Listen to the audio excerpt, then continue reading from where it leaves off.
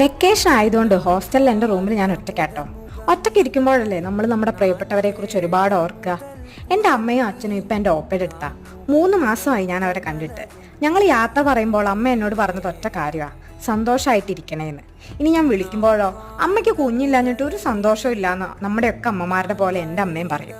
Anyways, അച്ഛൻ and അമ്മ are having there best days വിത്ത് ദം. ഇന്ന് മദേഴ്സ് ഡേ ആണല്ലോ. അമ്മ കൂടെ ഇല്ലെങ്കിലും ഹോസ്റ്റലിൽ നിങ്ങൾക്ക് ഫുഡ് ഉണ്ടാക്കി തരുന്ന ആൻറ്റിമാരില്ലേ ഞങ്ങളുടെ കൂടെ, അവർ നിങ്ങൾക്ക് കാണിച്ചു തരാമെന്ന് കരുതി.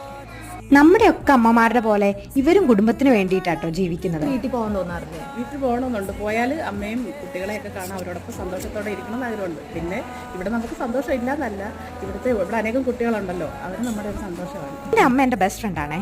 വേറെ ആരും കാണാത്ത അറിയാത്ത എന്നെയും എൻ്റെ ഓപ്പേനെയും ഞങ്ങളുടെ അമ്മ കണ്ടിട്ടുണ്ട്, ഞങ്ങൾക്ക് വേണ്ടി ജീവിച്ചിട്ടുണ്ട്.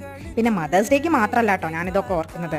പിന്നെ ഇന്ന് മമ്മിജിയുടെ ദിവസമല്ലേ, അമ്മയ്ക്കൊരു സന്തോഷം, എനിക്കും ഒരു സന്തോഷം.